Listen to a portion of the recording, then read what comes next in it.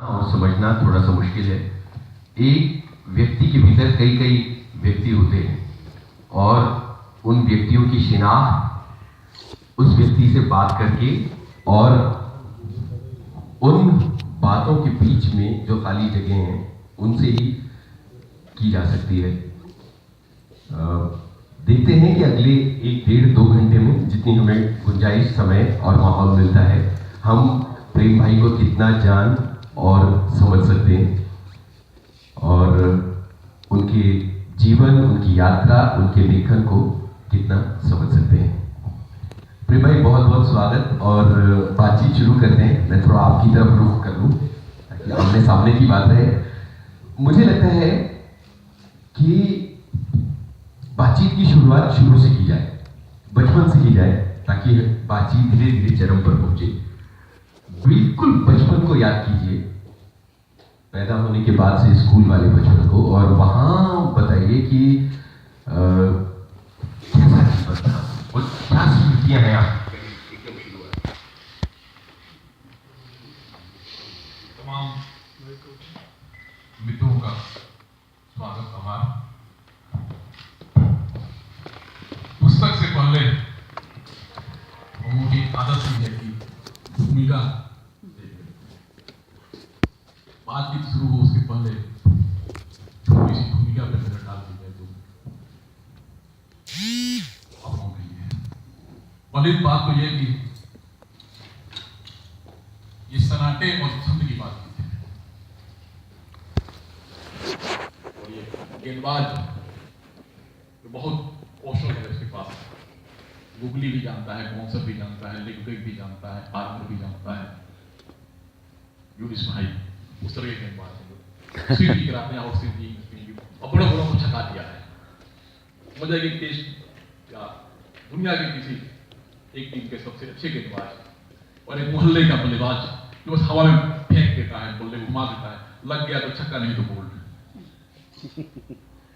आज जो भी बातचीत होगी गेंदे को खतरनाक है। और मैंने जैसा नौसिखिया कई बार बोल हुआ है। यहाँ सुविधा ये है कि बार बार जीवनदान मिल जाएगा। दूसरी बात की जो मेरे बारे में कहा गया, पढ़ा गया, तो आप इस भ्रम में बिल्कुल ही न रहें कि मैं बहुत जानता हूँ, बहुत बड़ा लेखक हूँ, बहुत बड़ा संपादक हूँ। बड़ा भी हटा दें तो लेखक संपादक ऐसा कुछ नहीं है। हमारे पुराने मित्र कुमार मुकुल जी, स्वतंत्र जी बैठे हुए हैं, वो जानते हैं मैं कितने पानी में हूँ, और मामला पानी का नहीं, बिल्कुल रेगिस्तान का है। तीसरी बात की लेखक सन्नाटा बनता है, आगे की है भी, और ये आवाज के जादूगर सन्नाटे को तोड़ते हैं। वाह, बिल्कुल विपरीत मामला है। आप तमाम रचनाकार लोग हैं, लेखन एकांत की चीज है, उसी में रचते हैं, उसी सन्नाटे में रचते हैं, और यहाँ सन्नाटा टूटेगा। छंद है वीरा, सन्नाटे को तोड़ेगा। अब आते हैं बात की ओर। नहीं पढ़ा था मैंने कि बचपन बहुत अच्छा होता है, बहुत सुहाना होता है, लेकिन ये बचपन सुहाना तब लगता है जब हम बच्चे नहीं होते हैं, जो हमारा बचपन होता है। याद कीजिए आप अपने बचपन को कि जब आप बच्चे थे तो एक बच्चा बहुत सुहाना लगता था बचपन। कहने लगता था कि पापा की डांट, उधर से मम्मी की डांट, ये मत करो, वो मत करो, यहाँ मत जाओ, वहां मत जाओ, इतनी बंदिशें, इतनी हिदायतें, मारपीट भी। लेकिन जब उस चीजों से निकल जाते हैं तब वो चीजें बड़ी हसीन लगती हैं। वैसे भी जिंदगी का एक फॉर्मूला है, जब संतरा से बाहर आते हैं चीजों को याद करके बड़ा सुकून है, बड़ी हंसी आती है, हंसी भी आती है। दुख के पल, दुख गुजर जाने के बाद राहत देते हैं, हंसी देते हैं, सुकून देते हैं। जब आप दुख में रहते हैं तो नहीं देते। यहाँ तक मेरे बचपन की बात है, जैसे सबके बचपन होते हैं सर, ये भी सही है। गाँव से मम्मी गाँव में जन्म लेना, परिवार, माँ, हाँ माँ दुनिया की तमाम माएँ उसी तरह होती हैं जैसे मेरी माँ। पिता मेरे थोड़े से अलग थे, फौजी थे और पूरा दबंग फौजी थे। मैं आज तक समझ नहीं पाया पिता को जब भी याद करता हूं तो काफका याद आता है। क्यों याद आता है? काफका का पिता के नाम पत्र याद आता है। और मैं अनुमति चाहूंगा कि मेरे सिरहाने पतली सी पिता साफ सुथरा पेज की हमेशा रखी रहती है। और जब भी मैं घबराता हूँ और कुछ सोचता हूँ उसी भी कहीं भी पलटता हूँ लगता हूँ कि मैं इन्होंने पुस्तिका पढ़ी होगी तो समझ सकते हैं काफका के पिता और मेरे पिता, काफका के पीछे और मेरी पीछे, उनका भय और मेरा भय। मैं मार इसलिए खाता था कि मैं बोलता नहीं था। सवाल पूछते थे जवाब आता था तभी मारते थे। अंदाज कुछ इस तरह का था कि अगर सर्दी का मौसम है और मैंने स्वेटर पहना हुआ है, स्वेटर उतार के मार पड़ेगी ताकि मार जो बराबर करे। इसलिए मैं समझ नहीं पाता हूँ आज तक। मैंने कोशिश की किताब में कुछ लिखूं, 60-70 पेज लिखा, 80 पेज लिखा, लेकिन उलझ के रह गया, मैं नहीं लिख पाया। बचपन से इससे गुजरा कि फौजी थे जैसे कि बताया भी गया है। फिर बाहर ले गए मुझे, दार्जिलिंग सिलीगुड़ी और वहाँ उसके बाद फिर यात्रा शुरू हो गई। शायद ये भी गलती नहीं थी। उसके बाद फिर दिल्ली ले गया है और दिल्ली में बड़ा संघर्ष चला। पिताजी मुझे गांव भेजना चाहते थे। गांव में रहूं, गांव के सारे लोग बच्चे रहते हैं, माँ की छठी में पढ़ूं। जब भी कोई दिल्ली से गांव जाने वाला होता था तो ट्रेन को ही एडमिशन नहीं कराया। पर ताजुब होती मेरी माँ जो केवल साक्षर दिल्ली जैसे महानगर इलाके में वो मुझे ले लेती थी, वो घूमती थी स्कूल दर स्कूल, कहीं पे भी सकूं। तब दिल्ली के भूगोल का नाम मालूम था ना किसी चीज। अंततः उन्होंने मुझे मेरा दिल्ली में सब कराया, मैं पढ़ गया। ये गलती और कर दी है दिल्ली में रहते हुए पिताजी एक और गलती कर दी जो उनको नहीं करनी चाहिए। वो घर में 2 पत्रिकाएं ले आते थे, धर्मयुग साप्ताहिक की दुकान। ये गलती कर दी, चूक हो गई उनसे, जानबूझ के नहीं की होगी, पढ़ते थे तो वहीं से पढ़ के जो साहित्य का जो उनकी गलती है उसका परिणति इस रूप में आई कि हम यहाँ बात कर रहे हैं। पिता से मेरे बस एक मामले में संवाद होता था, क्रिकेट। इसलिए मैंने गेंदबाजी और बल्लेबाजी किया। क्रिकेट क्या होगी तो हमारे रेडियो का जमाना था और मेरे पिता को ये जुनून था कि सुबह 4 बजे पीटी जाना होता है। बहुत लोग जानते हो कि 4-4:30 बजे पीटी में जाना होता है। तो अगर 2:30 बजे उसमें पिछली में मैच होता था तो 2:30 बजे कमेंट्री आती थी।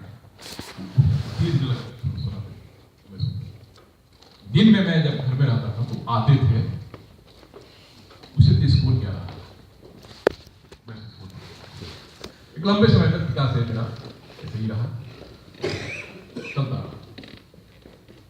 गलती वही की धर्मयुग जिसमें हरिवंश राय बच्चन की आत्मकथा मैंने पढ़ी, शिव मूर्ति को पढ़ा, संजीव को पढ़ा, तमाम बड़े लेखकों को पढ़ा। उस दौरान थोड़ा सा अगर आगे बढ़े तो लिखने का जो मामला था तो एक थप्पड़ से उठ। मैट्रिक का एग्जाम था, इलाहाबाद में था, परीक्षा दे दी। मुझे लगा कि उसमें इसका एग्जाम देने के बाद बहुत रिलैक्स महसूस हो रहा था कि आखिरी एग्जाम दे दी। उसी दिन एग्जाम दे गया, शाम को या दोपहर को लाइब्रेरी या एक छावनी का था, बेटी का वहाँ लाइब्रेरी गया, 2 किताबें ले गया मैं वहाँ से। एक प्रेमचंद का निर्मला, तो एक कोई वैज्ञानिक था देव सिंह का वैज्ञानिक का नाम मुझे याद नहीं। ये 2 किताबें मैं इशू करा के पिताजी के नाम पे ले गया। अंकल जो थे उसमें मेरे दोस्त तो आज हम कल उसमें मेरे तो जो उन्होंने बता दिया कि शर्मा जी प्रेम तो उपन्यास लिख गया है। उपन्यास पढ़ना एक अपराध की श्रेणी में पढ़ता था। पिताजी मेरे कम पढ़े लिखे थे, इंटर रहे होंगे, अवसर नहीं, सुविधा से क्या किया आए। तो मेरी खास स्टाइल है कि पढ़ता था तो गाना बजता रहता था, तो मैंने बताया बैकग्राउंड में गाना बज रहा था। और मैं कहता कि क्योंकि मेरे पास एक केमिस्ट्री की मूड इसकी डाल रही है, उसके अंदर मुझे बड़ा करके पढ़ना, उसमें पढ़ने का ये तरीका होता था, उपन्यास से पढ़ने का तरीका उस जमाने में ये होता 70 का 10 क्या कर रहे थे, कुछ नहीं बोला। माँ बोली कि नहीं पढ़ रहा, क्या पढ़ रहे हो? ठीक है, कुछ नहीं बोला। नीचे बोला थप्पड़ मारे, जबरदस्त ऐसा थप्पड़ मारे कि जब मारे बहुत दिमाग आया, वो दिमाग का पर्दा प्रतिकार हो गया उसने, ताकि शायद किशोर उम्र रही होगी कि पढ़ेंगे भी लिखेंगे। उस समय रानू गुरसनंदा के लिए 2 रुपया 4 रुपये जमा किए, 3 रुपया 4 आना रोज पे चाबी मिलती। तो मुझे ये कहने में कोई शर्मिंदगी नहीं है कि रानू को पढ़ा, मनोज को पढ़ा, राजहंस को पढ़ा, गुरसनंदा को पढ़ा, कुशवाहा खान को पढ़ा, 4 आना लेकर के साइकिल लेके आते थे पढ़ने। कहीं ना कहीं शुरुआत इसी तरह है। प्रेम जी, आपने जो बातें बताई उनमें से कुछ बातें ऐसी हैं जो काफी परेशान करने वाली बातें हैं, जिनमें पिता से पिटाई की बात है। लेकिन यहाँ एक तत्व ऐसा आता है जिस पर मुझे कुछ पूछने की इच्छा हो रही है कि आपने बताया कि पिटाई इसलिए होती थी कि आप खामोश रहते थे, आप जवाब नहीं देते थे, लेकिन पढ़ रहे थे, कोर्स की किताब के अंदर साहित्य था, किसी भी तरह का साहित्य था, पढ़ रहे थे, उस पर भी डांट पड़ी, वहां पे विद्रोह था, उस खामोशी में भी कहीं ना कहीं विद्रोह जो है वो अंदर पनपता होगा। जब ये सब हो रहा था, जब ये जुल्म हो रहा था एक तरह का, वो अपनी तरह से आपको डालने की कोशिश जो हो रही थी, आपके अंदर क्या चलता था? उस खामोशी के अंदर क्या बातें हो रही थी? आपके दिमाग में क्या घूम रहा था उस वक्त? उसमें बहुत कहा जाए कितना बहुत विकसित नहीं हुई थी, लेकिन जो मेरी खामोशी वो कहीं ना कहीं से विद्रोह था। और विद्रोह इसलिए था कि चीजें मेरे अनुरूप नहीं होती, ये मत करो, वो मत करो, और बिल्कुल एक डिसिप्लिन नहीं। पिता मेरे को फौजी बनाना चाहते थे, मैंने ठान लिया था फौजी नहीं बनना। उससे नाराज भी हुए, बाद में सालों तक बात नहीं की। उनकी तमन्ना थी कि फौजी बने और फौज में अफसर बन जाए तो और अच्छा है। कलर ये सपना होता है कि उसका बेटा आईएएस बने, उसी तरह से एक फौजी सुबेदार है, हवलदार करते उसको उसमें हवलदार के बाद सुबेदार उनका था कि कोई अफसर बन जाए। बहुत कोशिश की उन्होंने, और शायद उस तरह से नहीं था, मैं वो प्रतिभावान भी नहीं था, टैलेंटेड भी नहीं था, आज से हूँ, आज भी नहीं हूँ, टैलेंट नहीं हूँ, लेकिन वो प्रतिकार खामोशी मेरी। और अक्सर जो होता है मौन, वो हमेशा तटस्थता नहीं होती है, मौन कई बार प्रतिशोध और प्रतिकार है। यानी विद्रोह कहीं ना कहीं आपके भीतर उस तरह से पनप रहा था।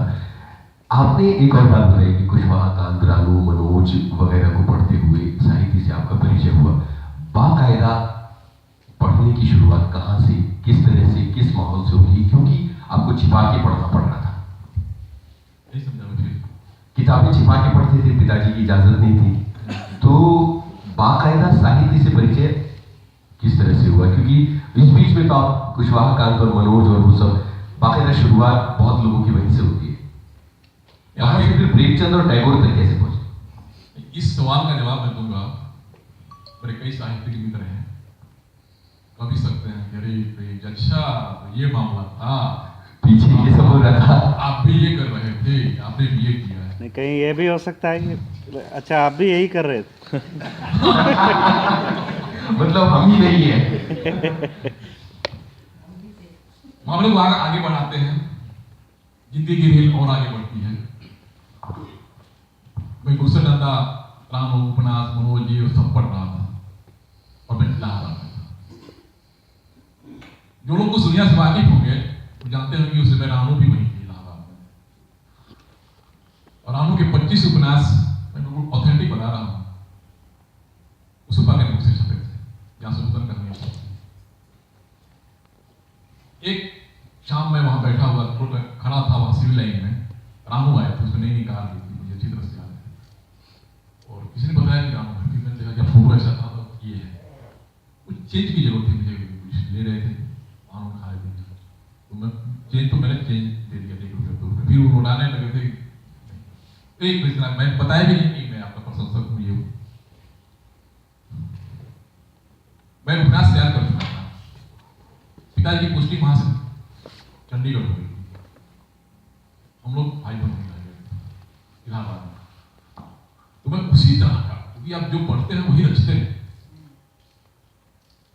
मैं उसी तरह का बिल्कुल राम या मोहन टाइप का उपन्यास लिख दिया, धूली मेहंदी धूल में धूली मेहंदी, एक बार लिखना थी, इंटर का लड़का को क्या कर सकता था, प्रतिभा थी नहीं, धूली मेहंदी लिख दिया मैंने, और फिर छपवाया जाए, घूमे घूमते घूमते पैनल आवारा भी थी उस समय इलाहाबाद, उनके पास गए, ये गए, कुछ पता नहीं, तो रानू का निधन हो गया इस बीच, फिर उपन्यास लिखने तो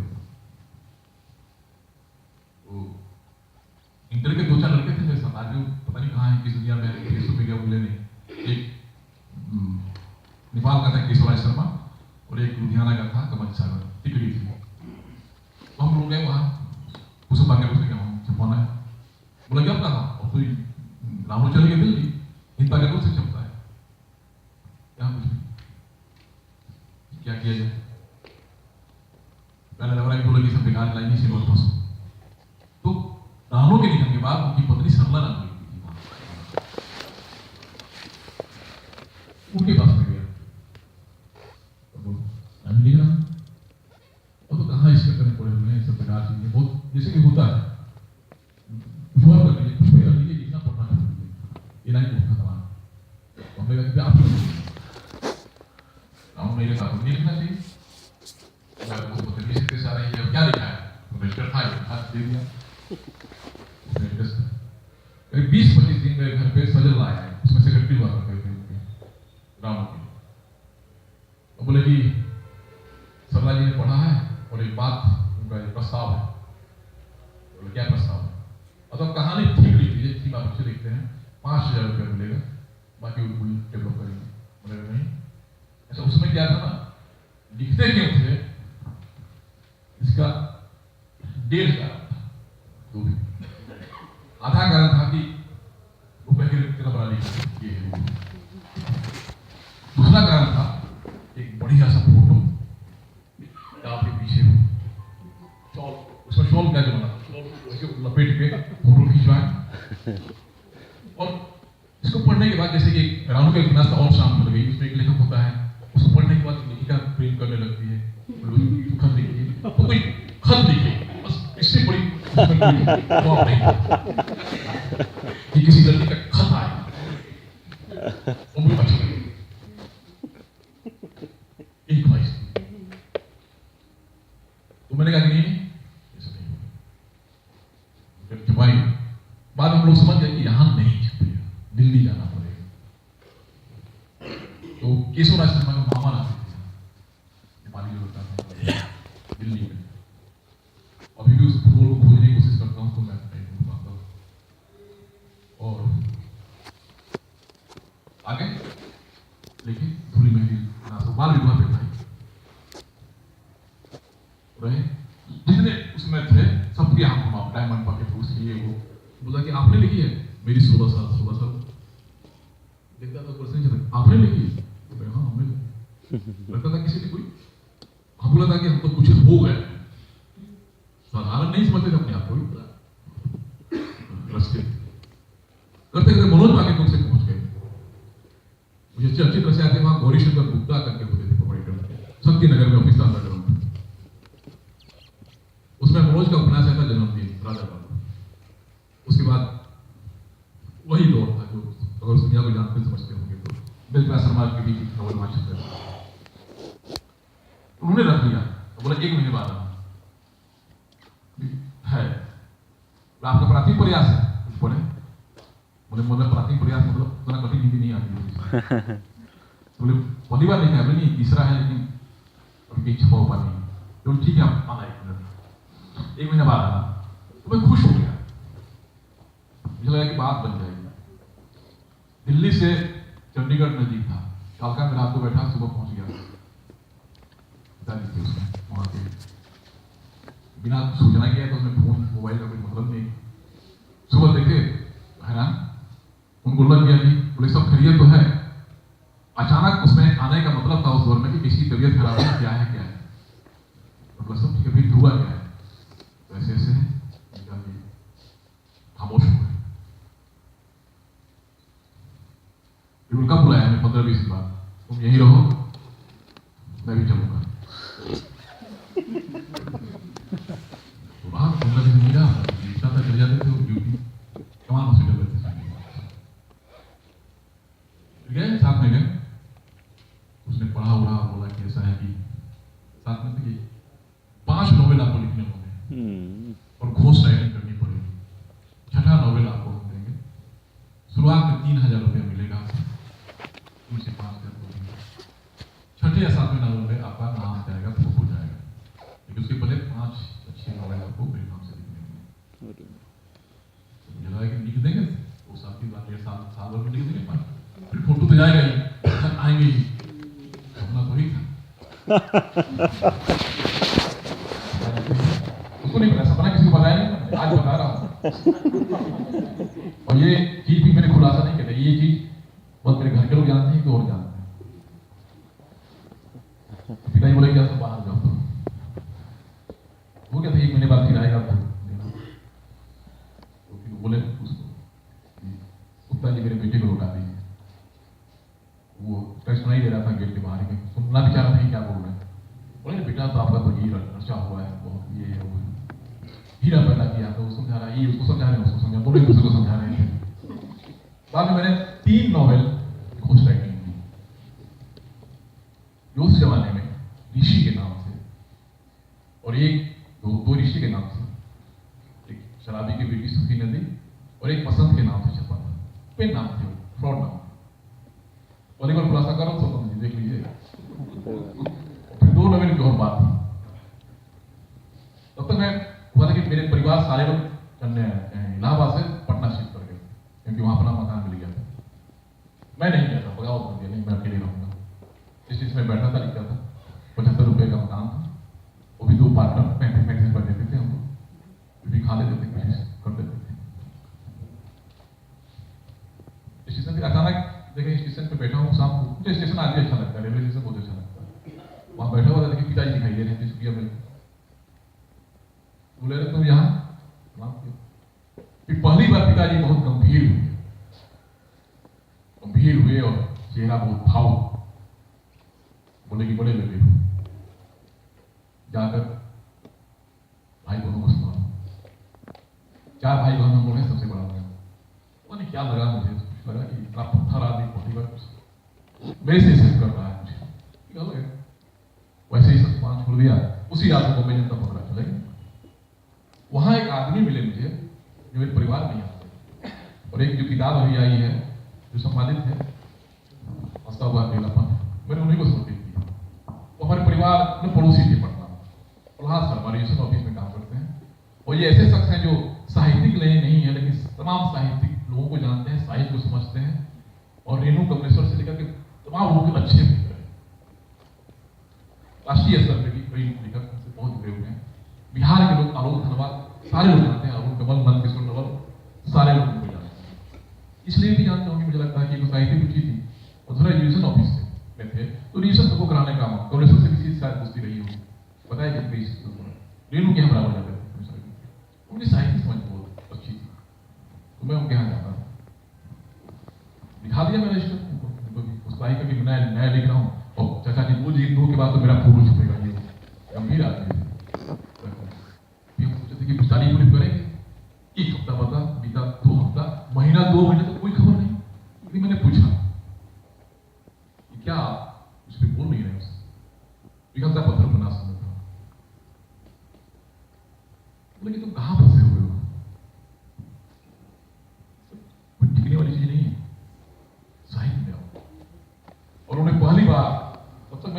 ताकि मंटो के बारे में, पूरी नई कहानी के बारे में, सारी चीजों के बारे में इतना पता है मुझे कि रुचि जाती है। तो मुझे लगे नहीं मतलब पढ़ा तो 3 नवल छप चुके थे, 2 नवल जाके था, चौथे ही निकल के भेजना था पिघल था, जो आज तक नहीं भेजा।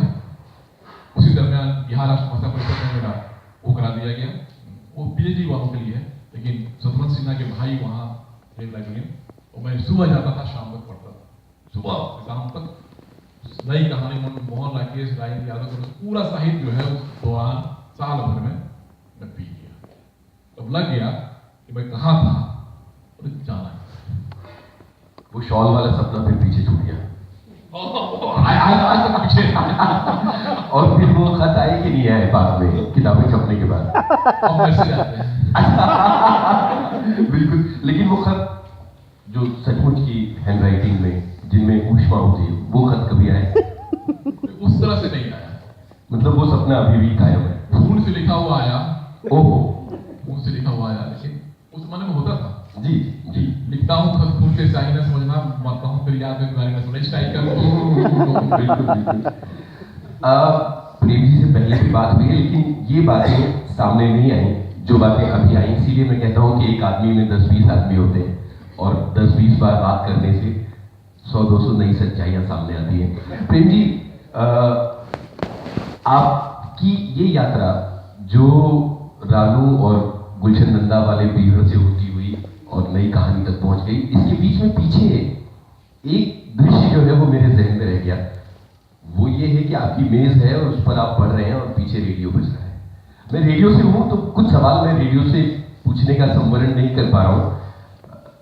रेडियो आपकी पूरी लेखन में जगह जगह आता है। आपकी कहानी फिजा में फैज में एक व्यक्ति रेडियो सुधरवाने निकलता है और उसको मैकेनिक नहीं मिल रहा है और बाद में वो आईपैड खरीद लेता है और फिर चीजें होती हैं। दूसरी जगहों पर भी रेडियो बार बार आता है। ये रेडियो से क्या मोहब्बत है भाई, और कहां से शुरू होती है? तो चलते फिरते उनसे कहा जाए तो रेडियो मेरी पहली मोहब्बत है। ये भी एक नया खुलासा है।